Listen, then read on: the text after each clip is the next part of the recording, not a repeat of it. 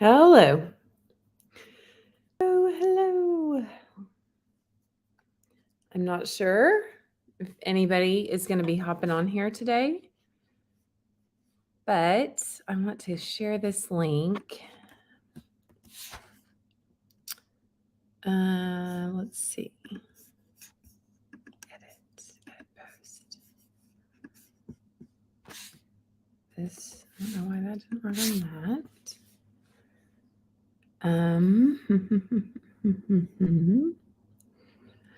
Share the link.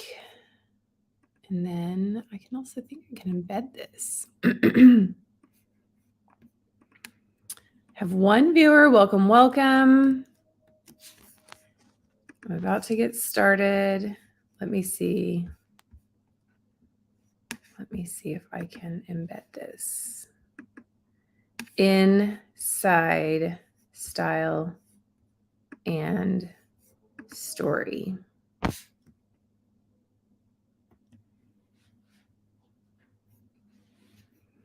don't think that's going to work. Nope, that doesn't work. Okay, so let's delete that. Let me try this. Trying to see. I'm just gonna.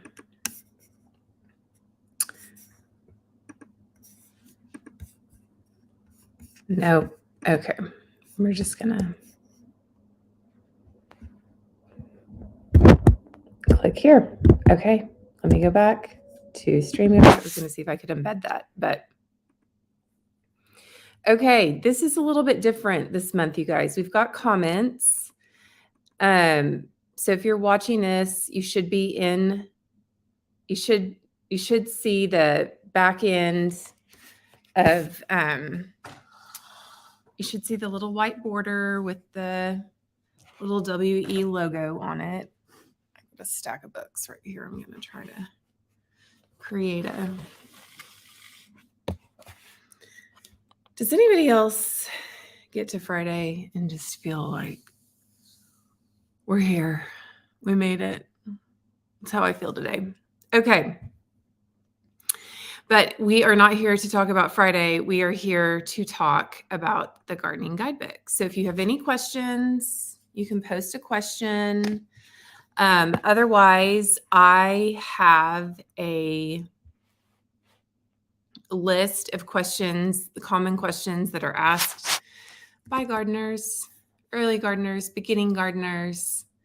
And I thought I would just take a little bit of time to talk about this. I mean, the first thing that I would like to ask, if anybody viewing this wants to leave a comment, are what are your gardening goals? What are you trying to accomplish this year? What are the things that you want to do in your yard and your space? My goals, I have some ground cover that a friend gave me last year, some shade cover. And I would like to transplant some of that to the creek. I see it sprouting and growing, and I think it might be a good erosion preventer. We've got a creek in our backyard. So I'd like to transplant some of that. There are a few roses that I don't think get enough sun that I think I'd like to transplant. I've got a crazy bed full of iris that just needs to go someplace where it can. Iris naturalizes, which means it grows on its own really well. Got a crazy bed full of it'll almost overgrow. So those were given to me by a friend. They bloomed a little bit last year. They were transplanted last year. So it'll be fun to see how they continue to grow, and they'll have to be divided. I think iris almost need to be divided every year. So, I'm just really excited. We have pansies in our yard right now from fall that are doing really well. Those should last for a couple more months. And then I'll need to get a plan together for planting summer annuals. And a goal that I have on that is I think I would like to stair step, like do something small in front and then medium and then a little bit taller, but I'm not exactly sure what yet. So that's going to require some research. So that hopefully those goals just give you a quick idea of what you could do in your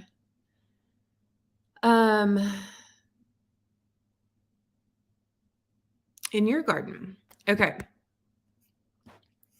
So, before I dive into, I have some soil questions, some general appearance questions, some questions on pests and diseases, which I think would be important to talk about because we didn't talk about that much in the guidebook. Some general maintenance questions, water questions, sun and shade, and harvest questions. Actually, I'm going to reorder those. We're going to talk about water, sun and shade, and soil first. So, but the first question is, just basically like, what are some of the common mistakes that new gardeners make? And I would tell you this from personal experience.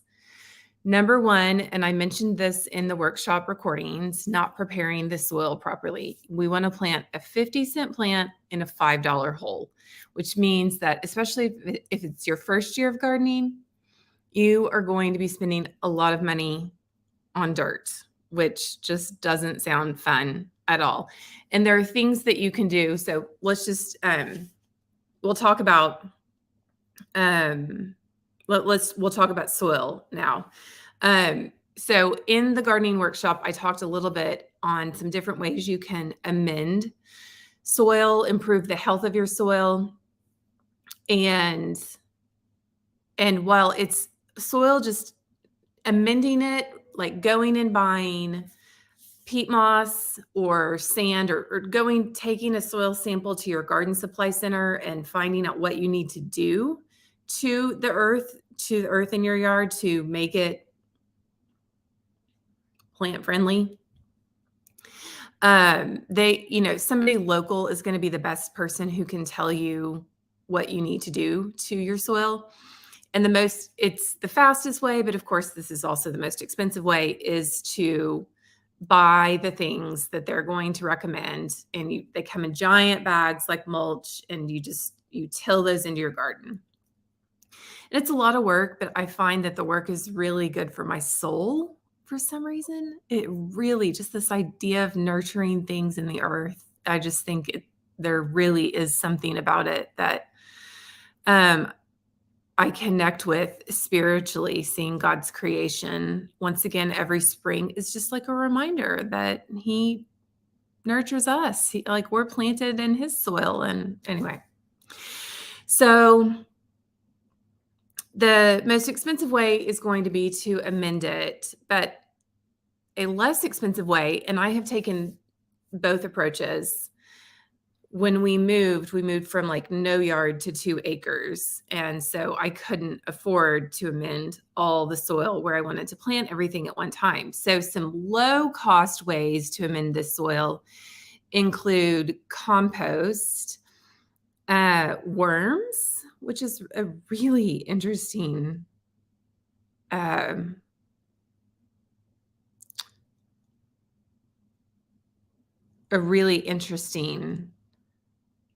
tactic. So those are the 2 approaches that I have. You can also buy something called worm castings, I think is what it's called, which is basically like worm poop. I know, but it's organic matter. So a couple years ago, and I need to do this again, we have a compost bin. It's called an EnviroCycle, and you just put all your organic matter in there. I love it. I mentioned it in the workshop, and I wanted our stuff to compost faster. So I bought some worms, and I put the worms in the compost, and worms are just very, very, very happy in compost. So I would put leaves in there. I wouldn't put sticks. I don't put mulch. The wood takes a long time to break down. But any type of dry leaves, or if I was pruning plants, I would put the I would leave the leaves out to kind of dry for a little bit on the driveway, and then I would throw those in there. Anything vegetable or fruit, whole lemons, I would cut them in half so that they would erode a little bit faster. Limes, carrots, anything like that. Sometimes I would put paper in there, like packing paper, newsprint type paper, not printed newsprint. I've never done that. Or shavings of some kind. We had a lot of sawdust at one point in time because we had our floors refinished. So I dumped a bunch of that in there. But it's kind of, you have to keep a balance between the organic stuff and the dry stuff. They call it green matter and brown matter, like what's alive versus what's already dead. Anyway, it all turns black eventually, and the worms help. So you buy the worms, they come in the mail. It's this giant bag, not giant, it's this big. So funny. And then I didn't want to look at them, and you just put them in there and they're happy. And so if I did that in my yard, the worms would probably like propagate, right? And that would be there would be a lot of worms in the yard, but worms are really good for the soil. So that's another thing that you can do is buy worms. Also, something else I do for my soil is anytime I'm out there gardening and I find a rock, I don't usually find, we are in a 50-year-old house, and so most of the rocks have already been removed, but every now and then we do come across some, and so I try to get those out. Also, I have on composting, I've got my little EnviroCycle thing, but you don't have to use that. Like you can compost, you can just create a compost pile. I would put it off to the side. But anyway, so I don't know quite as much about composting in a pile, but that's an option too. Okay, so the second mistake that I see and I have made, beginning gardeners make, is planting in the right location. And the best way to tackle this is just, if it says it needs sun or shade, it needs sun or shade. Roses, I love my roses. I use David Austin. Well, no, I have several brands of roses, but David Austin roses are sort of the penultimate of roses, and they're not super expensive. One rose is $35, I think, and if it used to be, and if you buy 3 at a time, you can get like 3 for $100 kind of thing and save a little bit. But I have 2 roses that are planted in a courtyard that we have, and they don't quite get enough sun. And I know that because I bought 3, and the other one is planted outside the courtyard, and it has gotten much taller. So if I really want those other 2 to grow, I need to pull them up and move them pretty quickly. It's been hard for me to figure out where I'm planting things in this yard. It's moving into a 50-year-old house that's not my style. We live in a mid-century modern house, and I'm definitely not a mid-century modern girl. I'm very much a traditional girl. And so trying to figure out how to incorporate all that has been lots of fun. So I would like to move those, but I'm just not sure where, but I need to make a decision on that. If you have a very shady yard, and this is, okay, so sunlight is if a plant, sometimes on the tags on the plants, if you're at your local nursery, will say requires 6 or more, it'll tell you the number of hours of sun it needs. And so the best thing to do in that situation would actually be to you just watch that spot in your yard. I'm looking outside at my yard. Just watch that spot, and you can literally just be like, okay, I've got 3 rose bushes planted right here. I'm like, that one's in sun. Second one's starting to be in sun. The third one is not in sun at all. So I might need to move the third one. So that's just one way that that's just one way that you can just measure it. Just set a timer on your phone and go out during the day. You could even draw a little aerial view. And I'm trying to think out as I think out loud, what would the best way to track this be?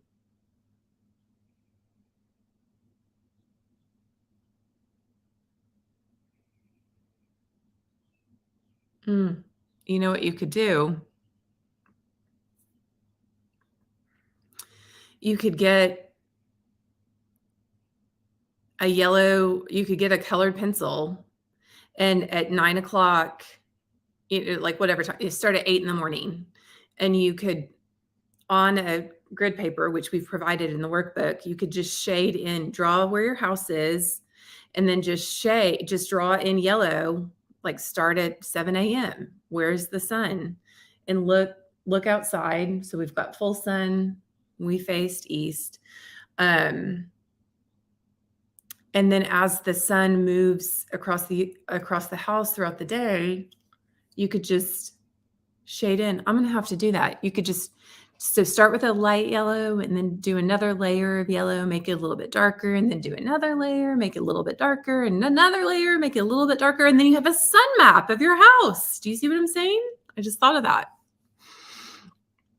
Okay, and the third mistake gardeners make is overwatering. And I feel like the soil part is not fun because you're just spending money on dirt. The sun part is easy as long as you follow the instructions and watch your yard. But the water part can be really challenging because different plants like different things. And all the information about the plant does not come on the tag. So an example of this would be a couple years ago, I bought some kumquats, which are darling because they bloom with these little orange citrus things, just really the cutest little suckers. And it turns out early on they didn't like wet feet, and I had them in these pots that didn't grow really well. They were in these pots that didn't drain really well. There was drainage in there, but apparently just they didn't drain, or the pots that they were in didn't drain really well. So I did manage to salvage them. One was always a little bit stunted for the next couple of years. And then I had to move them inside, and I moved them inside one winter and they made it through the winter. And then the next winter I moved them away from the window. I mean, we're talking 6 feet away to a wall, and they died. They did not get enough sun, and they just said, we're done, which is really sad.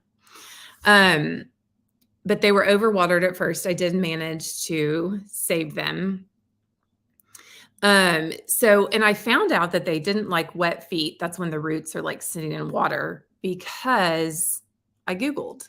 So I would recommend we provide the plant profiles in the garden workbook so that you can get to know your plants. So I would recommend Googling, especially if you bought a plant for special. So kumquats don't grow naturally in Oklahoma. They would probably grow really well in California.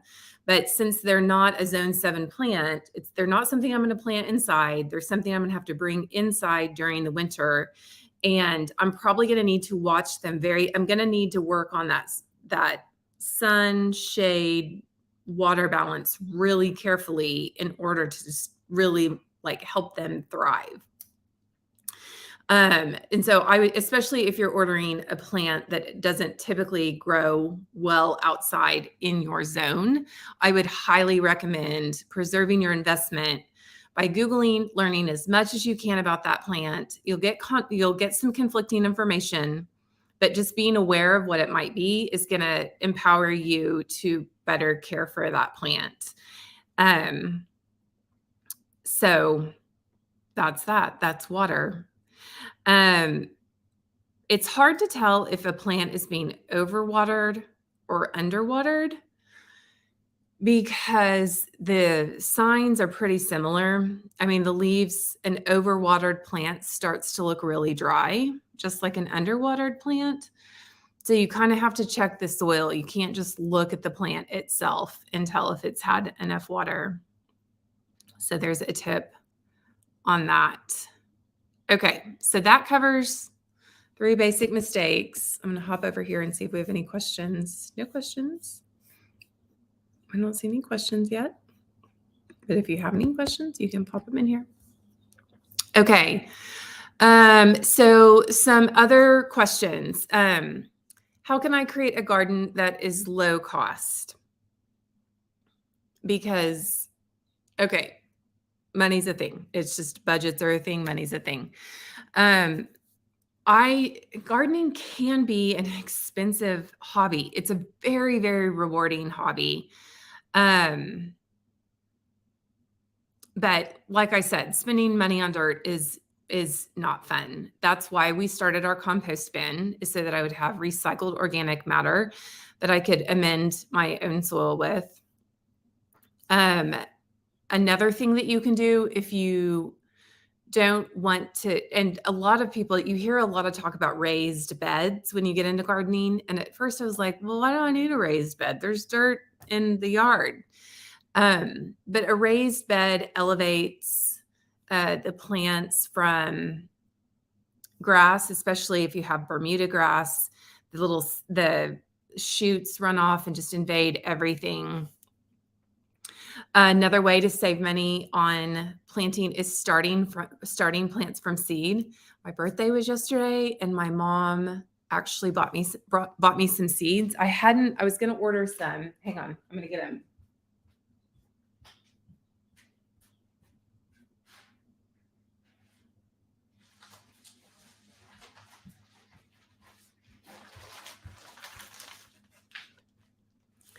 I was going to order some seeds, but she got these from Seed Needs.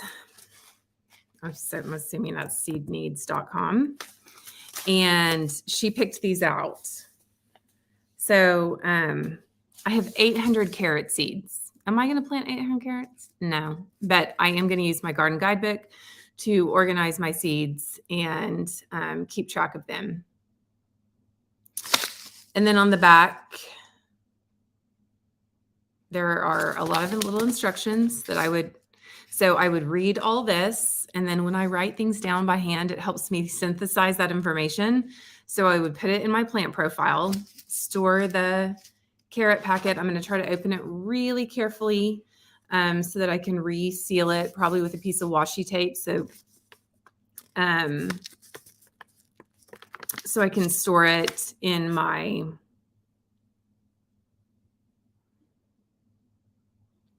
And so that's really step one. If you're going to start things from seed, the whole reason I'm showing you these seeds is because it can save a lot of money.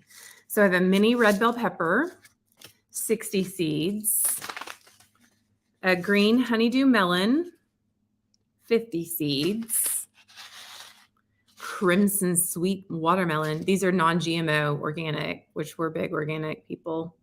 Organic fruits and vegetables are expensive. So this is another way that we save money. But I have never successfully started things from seeds because I have been a little flippant about, if you just put a seed in dirt, it'll water. So that's another one of my gardening goals this year, is to start these seeds, but really carefully. She also got me some fairy tale pumpkins and some blue Jarradale pumpkins. How fun is that? Beefsteak tomato, 80 seeds of those, 20 pumpkin seeds, and some more cucumber seeds. Another thing that I feel like embracing the seed starting thing, which is a first for me this year.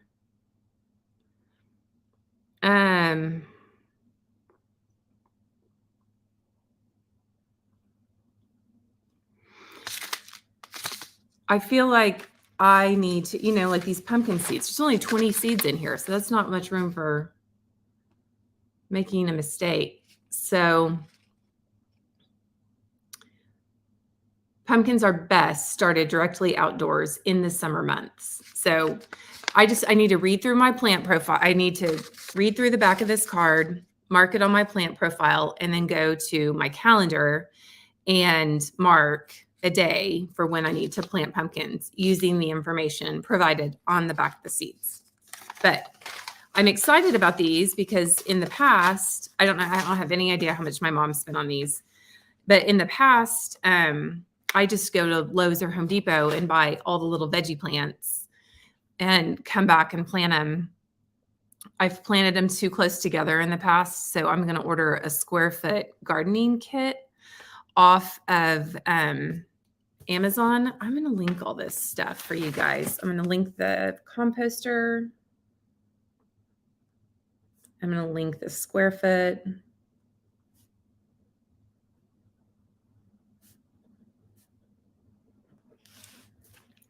And then I'll link where my mom got the seeds. But I'd also like to find a little seed starting kit, maybe. So I'm going to be learning a lot about that this year. Okay. So that's seeds. That's a big topic, and also a little bit on low cost. Another interesting thing about the raised bed topic before I move on and saving money is if you don't want to amend a bunch of soil in your yard, buying the specific amount of soil that you will need for a raised bed is a great way to, kind of contain that. Also, it's really cool. In the past, we've moved our raised beds around the yard, and any place where we take a raised bed down and leave it, the soil is really rich from growing that garden there. So you could also, as long as plants don't need a couple of years to grow, like asparagus, we planted last year, asparagus needs 2 years in one spot before you can harvest it. So as long as you don't need to keep a raised bed, you can move them around your yard, and it kind of amends the soil naturally if you've got room to move them. So, okay. How can I create a fragrant garden? So it's just the type of plants you choose: lavender, roses, and jasmine. Honestly, I have picked my roses in the past for just the color, just because I want them to look a certain way when I bring them inside. But I've stumbled across some really, really, really fragrant ones in doing that. And in the garden catalogs, so I've used heirloom roses and David Austin roses. In those catalogs, they'll tell you, like, you can pick roses by fragrance. So that is a fun thing. You can also design your garden to be colorful in the fall by planting annuals that, like mums and asters, and then ornamental grasses. You can buy some grasses in some really pretty colors, and those look good well into the fall. I would also say there, a little side note, there are annuals and perennials, and you guys probably know the difference, but an annual is something like a pansy. You have to plant it year after year.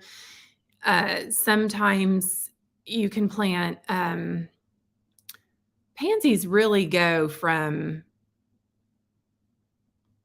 October to April pretty well.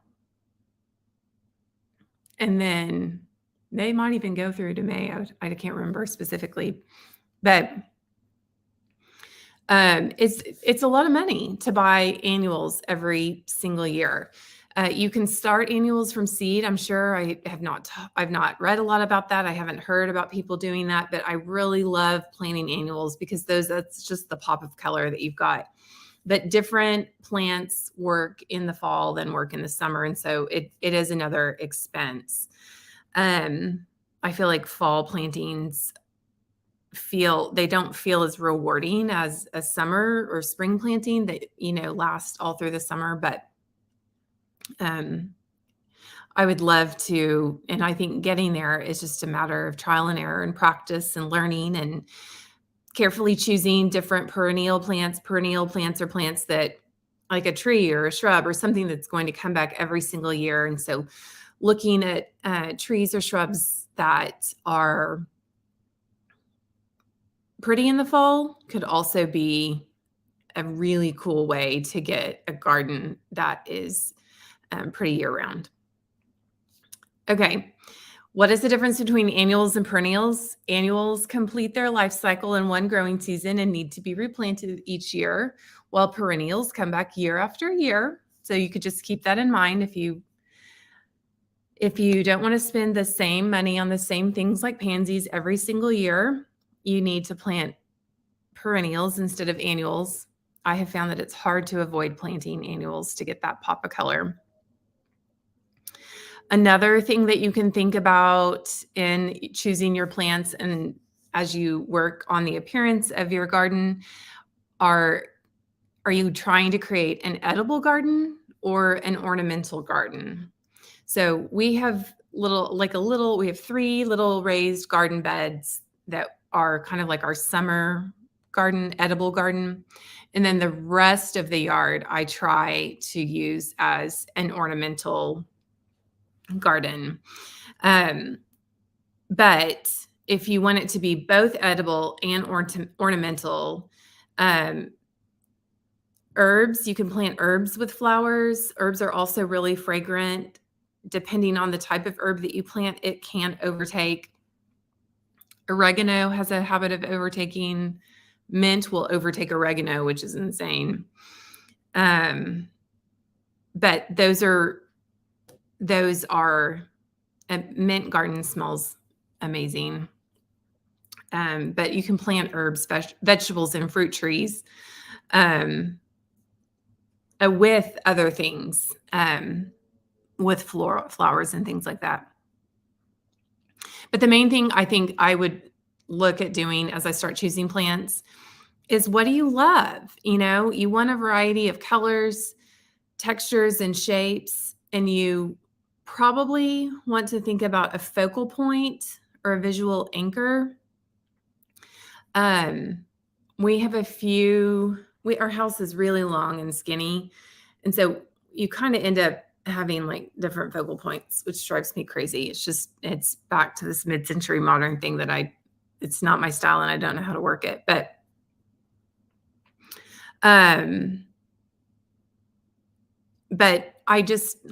I love this sweet potato vine for that really bright light green that it is. Sometimes you can find plants with a purple leaf that looks really cool in contrast with that like bright green sweet potato. I love blue, so finding plants that are blue color, which often means I'm looking for purple plants or lavender plants, because flowers aren't usually blue. I mean, there are some blue flowers, but not as many as there are pink. And another question on appearance is, how can I create a garden that is visually appealing year round? And the thing on that would be choosing plants that bloom at different times of the year and use a variety of colors and textures. So whenever I start to work on thinking about, and it's a lot to think about, gardening is a giant puzzle, trying to put all this together. You're not going to do it perfectly the first year, and that's okay. But it's a giant puzzle, and that puzzle led me to bulbs, which I have not talked about a lot. But I really love planting bulbs because they feel more foolproof than seeds. And a lot of bulbs come up early in the spring and later in the summer and provide really, really, really cool color. So I mentioned my iris. Those are bulbs. We have allium, which are these big pink ball things, like literally looks like a giant sphere. And I've tried to buy bulbs that are perennial, that come back year after year. There are bulbs that are annual, tulips. I ended up having somebody plant tulip. We have a guy who helps us in the yard, and he planted tulips for us last year. He has a crew. So they just came and did it in one day, because if I was going to plant them, it would take me forever. We planted a lot of tulips. I am really excited. A lot of tulips. Like 1,000? I don't know. It was a lot. So, but you can find bulbs on sale. And so that's something to kind of just keep your eye out. If you've got a lot of yard space that you are trying to fill up and you really love just the tulips in the springtime, you need to plant them in the fall. Planting bulbs around October. I kind of just remember like right before Halloween, if I will take the beds that have the annuals in them, the things that I have to plant every single year, and kind of turn those over. But the bulbs have to go in first, and then the pansies or whatever other seasonal fall color that you're going to use go in next. So bulbs first, pansies on top. You have to plant them at the same time. That's a mistake I've made in the past as well, is like kind of just flippantly being like, oh, let's plant pansies, and they're planted. And then I find out, oh, we're supposed to plant tulips at the same time. And then I'm going back and trying to like move the pansies aside and plant the bulbs, and it doesn't really work. But bulbs are also something fun to grow inside. I've seen people grow, oh my gosh, what is that little, not hyacinth. You can grow a hyacinth inside. A lot of times you'll see like a little glass jar, and they just set the bulb on top, and the roots just need water. And then it flowers on top. You can plant paper whites inside around October as well, and they will bloom for Christmas, maybe even November. But I have some they're actually these old wooden ammunition boxes, which is kind of funny. They were in the attic when we moved here, but they're kind of just old beat up boxes. And usually on bulbs, you need really well draining. Like you can plant bulbs in rocks. So I actually have some gravel that I reuse for planting that kind of stuff every year. But growing bulbs indoors is fun as well. And paper whites are really fragrant usually. You can also grow amaryllis, which I've done that in the past. Trying to think. We have hyacinth coming up right now. We have hyacinth blooming. Crocus are bulbs that I've started in the past. Again, kind of flippantly, I've spent a lot of money planting things and then forgetting where I planted it. So I'm not really looking to see when it comes up. And it takes a year or two to kind of really get it established. So, but I would say I was kind of intimidated by bulbs. I think seeds are more intimidating than bulbs when it comes to gardening. Okay. Let me look back at my questions.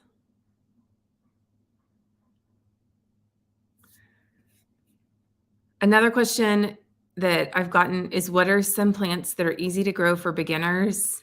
And I would just say that it can be a bit of a roulette wheel.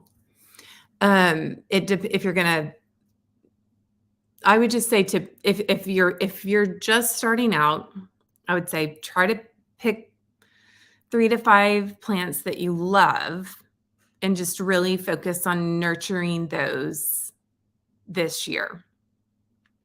And then next year, it's like a kid. You kind of, or a pet or somebody, you get to know their personality, you know their needs.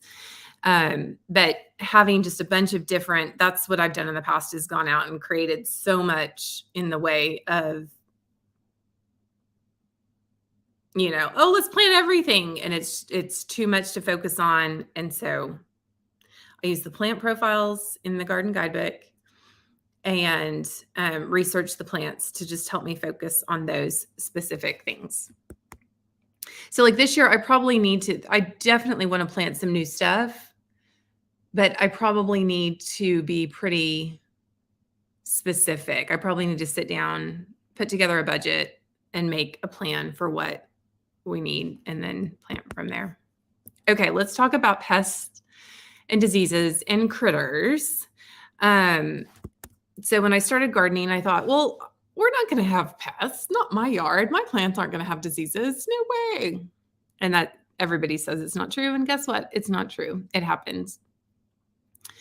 Last year, I had some roses that got attacked by aphids, and I tried a homeopathic. Like there are a lot of different, mix dish soap and a drop of, what's the stuff called? It's an oil. Oh my gosh. Anyway, you mix it in a spray bottle and spray it on the plant, and it didn't take care of it, and it didn't take care of it, and it didn't. And like a couple weeks later, I'm pretty sure I lost some health in those plants, like almost like a video game. There's like a health meter, and as the plant is attacked, it can't bloom because all of its nutrients are fighting to keep it alive from whatever's attacking it. So things I've learned the hard way: sanitize my garden tools. It would be really, I just need a bucket that I can pour a little bit of peroxide in, probably, out on my gardening bench. So sanitizing and cleaning the garden tools is huge. Also, if you're cutting off something, so roses get something called black spot. And it's literally just little black spots on the plant. Usually it means they're too wet. Usually it means they need less water, but sometimes it's a hard balance. And there's something that you can buy. I think it's called 7. There's something called 7 and something called 8. It's a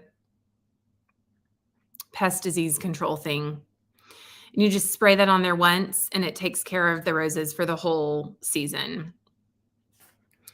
But when I'm pruning roses, I deadhead roses all summer. I just walk around the yard and I pull off the spent blooms. And when I do that, it's really, in the past, I've thrown, especially if I pull off something with black spot and it drops to the ground beside the rose, that black spot disease will get into the ground, and it will cause the rose to keep having black spot. So I try to clean up the ground, the mulch, pull up dead leaves off of the ground. I've got garden gloves, a garden bag, a wheelbarrow. You could probably get like a bucket for portable garbage and stuff like that. And you don't want to put any of, if you're dealing with a plant that is fighting off something, it's kind of like if it's going to the hospital. Like, you don't want to put contaminated cuttings into your compost bin. So those have to go in the trash, unfortunately. And so cleaning up the ground underneath around the plants. Another thing that you can do to prevent your plants from getting disease is read the instructions that come with the tag or on the back of the garden, of the seed packet, and the spacing directions. So last year I bought some very big tomato plants at Lowe's, planted them too close together, and they didn't produce I didn't get like this giant heirloom tomatoes that I was really hoping to get. And so just making sure that you follow directions on spacing and focus on that one thing.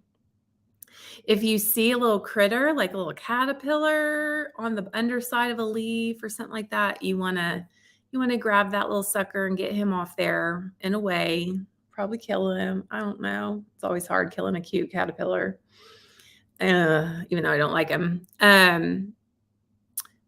I have grown hollyhocks, some really huge giant hollyhock in the past, which is a fun summer treat, but they are very susceptible to rust. So where roses get black spot, hollyhocks get this rust spot. It's like a little brown spot. And again, if I will right now, because my hollyhock, when hollyhocks die, or when the blooms die, they produce these giant seeds that, and when I cut the hollyhock stalk off, I can literally just shake that whole stalk into a garden bed. And next year, those seeds will just proliferate. So they're all over the yard right now. But I need to go through, probably today. It looks like it's going to be a nice day. And I need to thin those out, because if I don't, I won't they don't have enough room. They need oxygen. They need the oxygen to flow. Okay, so I'm trying to think of other pests and diseases I've run into. Well draining soil, we've got a problem with that right now. We have some. Okay, so another thing that you can do on pests and diseases is attract good things. So bees, butterflies, birds will eat those caterpillars. And so you can plant things. Hang on. Yeah, using beneficial insects. The dog's nope. She's also barking at the dogs in the yard. Ruthie's out there in June. So every year we have planted, and they come back. It's come back in droves, but it does attract monarch butterflies, which are really beautiful milkweed. So I have started that from seed outside, and milkweed I think grows underground, and so it will tend to overtake things. But so I'll probably get some more of that. That will probably come back up this year. But it really has been so beautiful to have the butterflies flying around that I would like to plant some in other areas of the yard. You can attract birds to the yard with a birdhouse, a bird feeder, and you can attract bees, pollinators, by planting lavender, sage, and sunflowers are the things that bees really like. And I know bees can be like a big scary topic or something, but they don't bother you if you don't bother them. So we don't have anybody allergic to bees around here. So, and it's not like we have swarms of bees. I mean, there are times where you're like, go away thing, but they'll typically stay near the plants if I keep everything else in the yard pretty straight. So, okay, we've talked about crowding, that we could talk really quickly about nutrients. Plants that are getting enough nutrients will have healthy green leaves. So no yellow lines, usually no red lines unless that's natural for growth. If you see any yellow growth, the plant might not be getting enough sun, enough water. It might be diseased. And I typically take a pretty multi-pronged approach to something like that. You can actually track to see if the plant's getting enough water. You can just go out there every single day. Test the soil to see if it's damp every single day to get a feeling for, and this is as long as you've got that good soil going. Mulching your plants can help control weeds. It doesn't prevent them, but do not use that weed barrier stuff. That it just doesn't work. It really doesn't work. You spend all this money and then you end up having to rip it up because it actually keeps the plant roots from being able to get down. But we should have mulched probably twice more last summer, and we didn't, at least once more. So I'd like to do that again this summer, add that to my goals list. And then the last question is that at least I've stumbled across is, how can I tell when fruits and vegetables are ripe and ready to harvest? And the best way to tell when fruits and vegetables are ripe and ready to harvest is looking for signs such as color changes, texture, and size. You can also gently tug on the fruit or vegetable to see if it comes easily off the plant. And that is the trick. Just making sure, it really should almost just like lift off from the plant. You shouldn't have to twist or pull or tug. Okra you have to cut. But then just make that part of your plant profile. When you get to that point, you see this great tomato and you're wondering if it's ready or not, just go give it a quick Google and it'll tell you. Google will tell you. So, okay, that's it. That's the gardening Guidebook Q&A. Thank you for joining me, guys, and I will see everybody. Yes, I'll see Style and Story members next Tuesday for our weekly Tuesday check-in. And then our workshop next month is going to be on meal planning. That's April's workshop. So I'm officially starting to get ready for that while I'm enjoying my gardening this year. Okay, see you guys later. Bye.